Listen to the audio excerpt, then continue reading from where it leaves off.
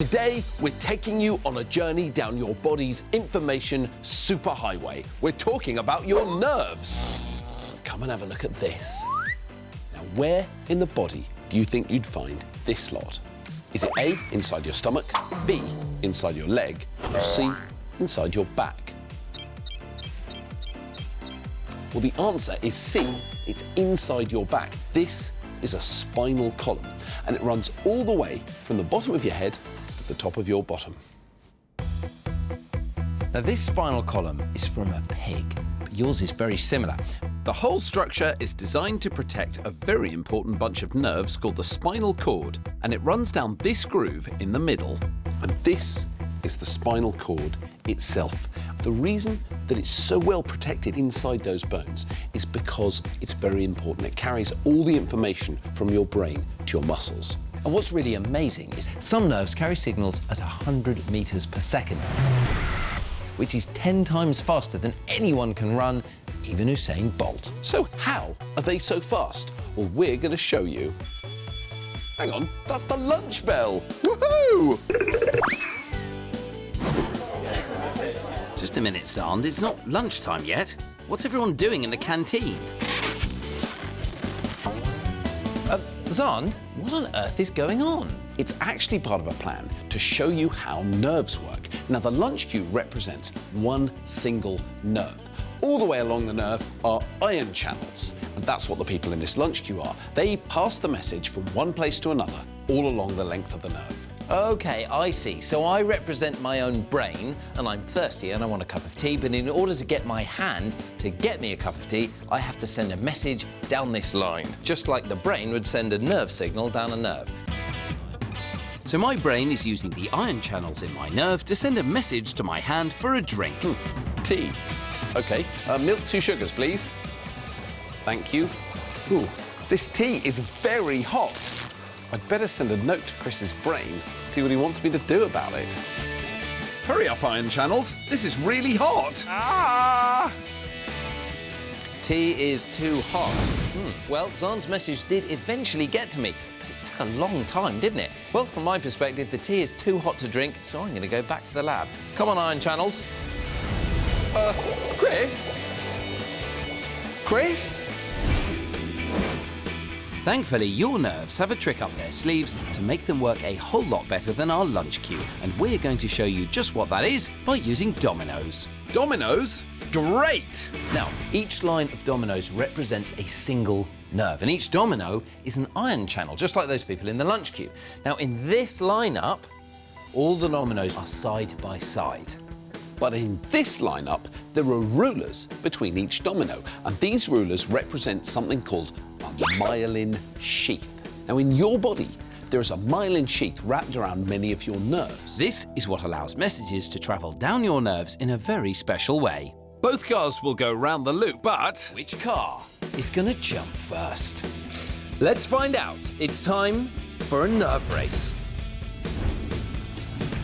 Wearing blue in lane 1, it's the rampaging ruler, the myelin sheath mover, Dr. Chris! And in lane 2, the green machine, the domino dominator, Dr. Xand! Drivers at the ready, 3, 2, 1, go! Yes! Let's see that again. What a start from Dr. Chris's myelin sheath as it streaks ahead of Dr. Xand's dawdling dominoes.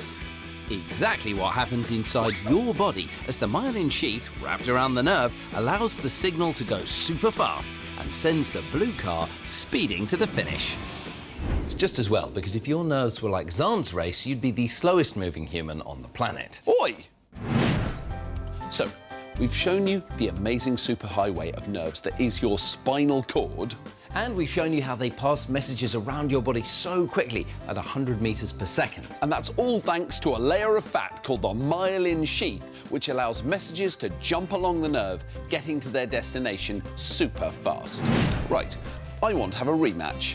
Fine, we can. But you have to set up the dominoes. No problem at all. OK, good. Now, this time, I'm going to want the other lineup. I wonder if I can get rid of some of these blue dominoes. Oh!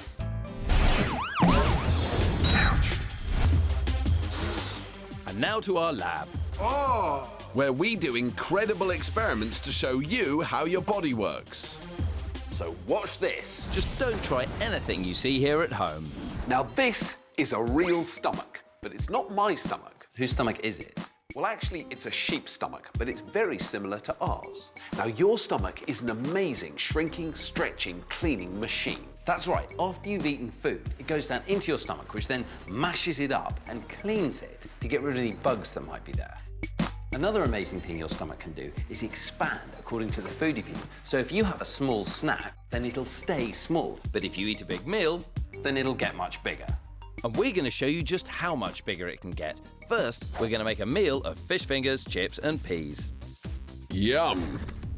Now we're going to mix it all up in the liquidizer, just like your teeth mash up food when they chew it. And there we go, a nice big jug of fish finger smoothie. Now we need to pour the mixture into the hole at the top where the food from your mouth goes down into your stomach. We've closed up the hole at the bottom too. This is where the food would leave your stomach to go into your intestines to be absorbed. Now when you eat, you often, along with your food, swallow some air, and when your stomach squeezes, that air gets forced back up your food pipe and comes out as a burp. Sorry, Chris. When you get wind at the other end, it's because gas has been produced in your large intestine. Don't even think about it, just keep pouring. So that has got much bigger, hasn't it? Your stomach expands depending on how much you've eaten, but an adult stomach can actually swell up to 10 times its own size. But that's not all. In your stomach, you've got a very powerful acid. It's so strong it kills bacteria and can even change some of your food to make it more digestible. You see, when you get hungry and your tummy rumbles, that's your stomach producing the acid in preparation for the incoming food. In your stomach are parietal cells, and they make the acid. So we're going to show you right now how the acid works. This is my sick. It's a mixture of food and acid, so I'm going to sieve the food out and we'll just be left with the acid. You love doing this, don't you? Yes, I do. So if I sieve out the chunky bits of food, I'm left with just my stomach acid. Then I'll add some of this acid to milk and watch what happens. If I stir that, can you see that? Oh, that's disgusting! So the milk has gone chunky, and that's because the acid has made the protein in the milk all clump together. It's called curdling. It's what happens in your stomach every time you drink a milkshake. Oh, I like milkshake. Your stomach acid does this to milk to stop it flowing through your body too quickly. It needs to absorb all the proteins from those crumbly lumps. So this acid is clearly very strong stuff. So why doesn't it dissolve our gut? In your stomach, you've got a layer of thick, protective mucus, but the rest of your gut secretes a chemical called bicarbonate, which neutralizes the acid. So when you're having your tea tonight, just remember how brilliant your stomach is. Ooh, tea? What are we having for tea? Son, you're always thinking with your stomach. And now to our lab. Ouch! For some amazing body experiments. Just don't try anything you see here at home. Take a look at this. This is an MRI scan of my tongue as I'm speaking, and you can see it's pretty huge. But speaking isn't the only thing you need your tongue for. One of the best things it does is help you taste. Your tongue is covered in small hair-like projections, as I'm going to show you. Right, Xand, open your mouth nice and wide. Ugh, not hair like that. I said hair-like projections. Can't see them with your naked eye, so take a look at this. This is a super close-up of your tongue. This red blob is called a papilla. Your taste buds sit on the side of it, and they contain tiny hair-like projections called microvilli to help you taste. And if you look at your tongue, the bumps you can see are the papillae. And the more papilla you have on your tongue, the more taste buds you have, and the more sensitive to taste you are. And you have more of them than we do. Because we're doctors. No, Xand, because we're adults. We have around 5,000 covering our tongues, but you have 10,000. That's twice as many. And to prove it, Chris, I've brought in a sample. This sample is 9 years old. This isn't a sample, it's a child. Anyway, the point is, we're going to compare Chris's papillae with the samples. But first, I need to cover your tongues in blue food dye. The blue dye will show up all the papillae. And now, the sample. I have a name, you know, and it's Hermione. Very noisy sample. Give me your tongue. Nice blue tongue, Hermione. Xand is putting a glass slide on both our tongues to make it easier to count the papillae. Chris's papillae are those little pale dots right there. And these are Hermione's. You can see that there's way more on her tongue, and that means more taste buds. Good job, Hermione. As we get older, your taste buds deteriorate and they aren't replaced, which is why you will be much more sensitive to strong flavours like garlic than your mum or dad. There are certain things, though, like a cold, that can play havoc with everybody's sense of taste. But why would having a bunged up nose affect your taste? Well, we're going to show you. Xand, meet Mr. Big Mouth. Hello. Ah, you've cut him in half. Why don't you call him Mr. Cut in Half? Xand. Now, when you eat food, odour molecules are released and swirl around your mouth, but also right up into this. This is the passage that connects your mouth to your nose. And right up here, at the back of your nose, are lots of sensors called olfactory receptors, which sense and identify different odour or smell molecules and tell your brain what it is you're tasting. So, to show you this, we're going to use an equally oversized bit of kit. The smell molecule blower thingy. Also, we'll need our safety equipment and these polystyrene balls to represent those smell or odour molecules. 3, 2, 1, blow! We're cheating a bit because our smell molecules are being blown in, but inside your body, the smell molecules in food are released naturally as you chew. Wow, that worked really well! You can see how the smell molecules race through the back of the mouth and up the tube, connecting it to the nose and right onto the olfactory receptors, which instantly recognize the smell and tell your brain what you're tasting. And your olfactory receptors can also protect you because they can tell if something is bad before you eat it. As soon as they whiff something like off milk, they alert your brain so you know not to eat it. But Xand, what would happen if Mr. Big Mouth got a cold? That would be disgusting. We're gonna need a lot of snot. We're smearing our snot inside the passages of our giant mouth and nose, just like when you have a cold. Let's see what happens now that Mr. Big Mouth has got a big cold.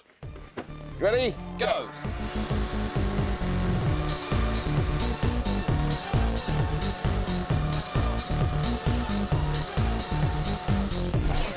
Look, this time the odour molecules are getting stuck in the snot. They aren't getting anywhere near the olfactory receptors, and that means no taste. Yeah, Mr. Big Nose wouldn't be able to taste anything at all. Except for that one tiny polystyrene ball.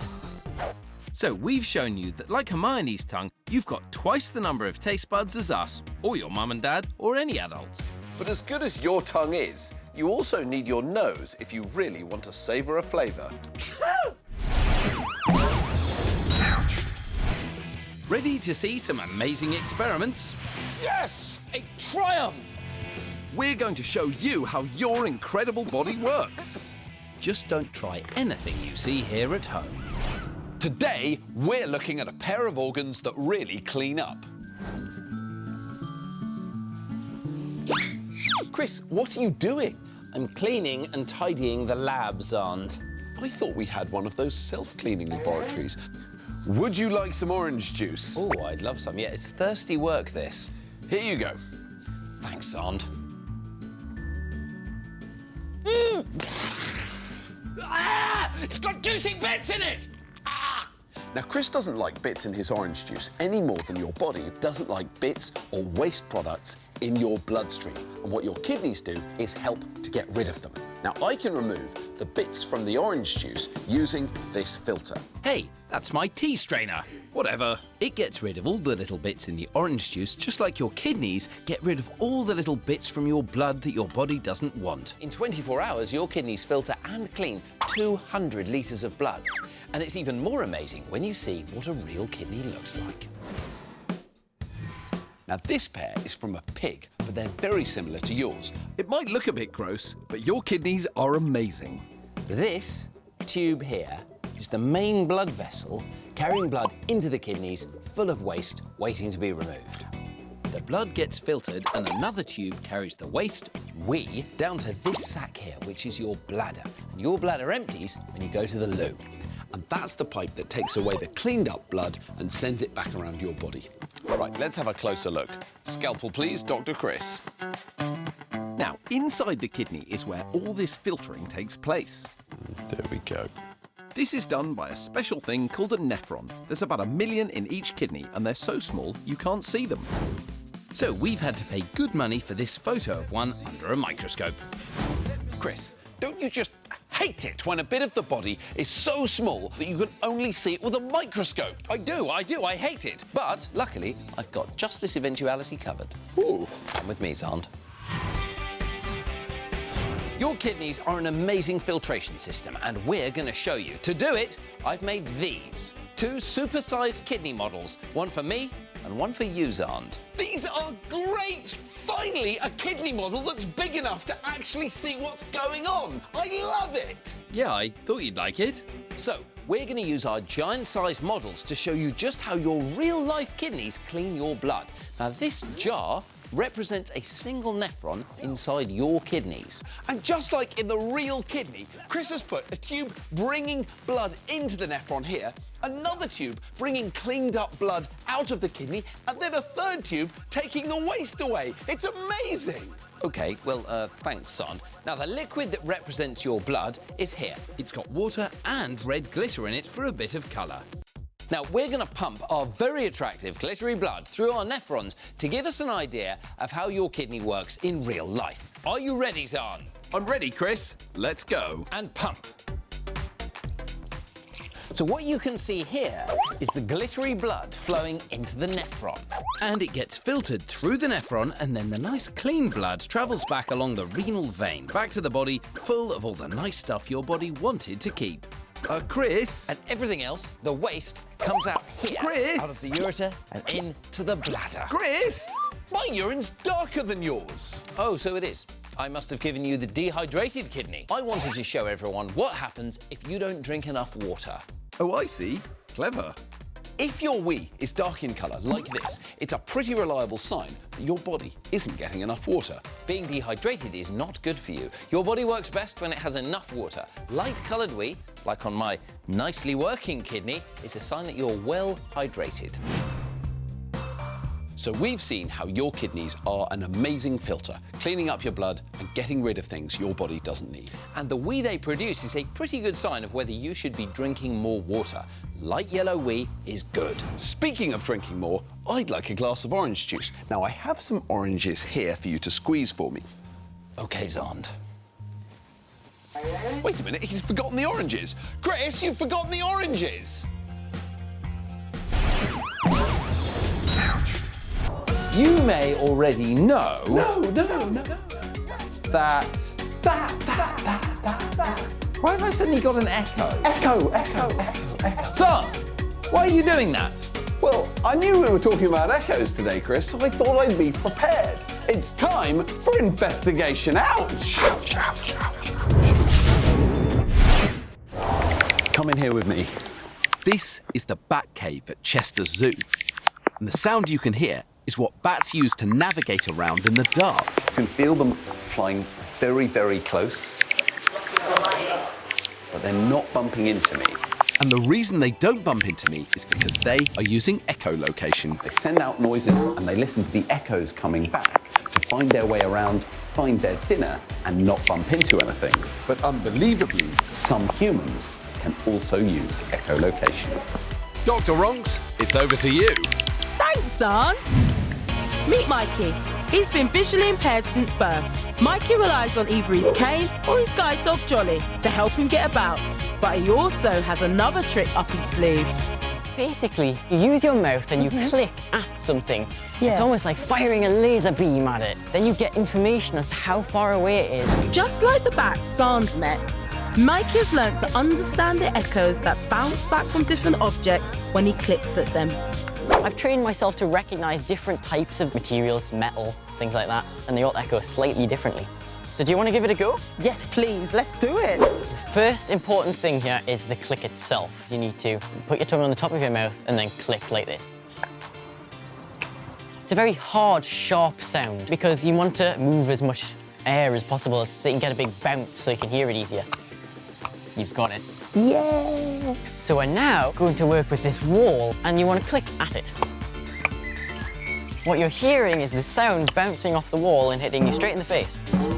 The time it takes the sound wave to travel back tells us how far away the wall is. Mikey has had plenty of practice at this, but he reckons he can teach me something in just a few hours. It's far away now. But it's not going well. Oh, it's closer. Oh, no, it's not. Oops, let's try that again. That's far away. Yep, that's far away. Yes, do it again. It's closer, yeah? Yep, I'm holding it right for you. Amazing! Yeah, I think I'm beginning to get the hang of this. Mikey uses echolocation to get around the house without needing any other aids, but I'm not quite sure I'm up to that level yet. I'm going to have a go at finding the bathroom. Watch out for the door, Ronx.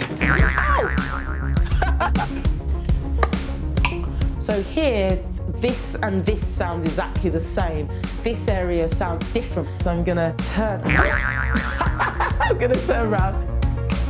That felt like a wall. Comparing this area here to this area here, it feels like my clicks are going far away. Well, Ronx, you're really getting the hang of this. Oh, okay. I know I'm in a different room. Let's see. Way! Well done. So I didn't fall in the toilet either. How amazing is it that such tiny animals like bats are teaching us humans how to use clicks and echoes to navigate around and even find lunch. Ooh, ow, ow. That was a proper bite.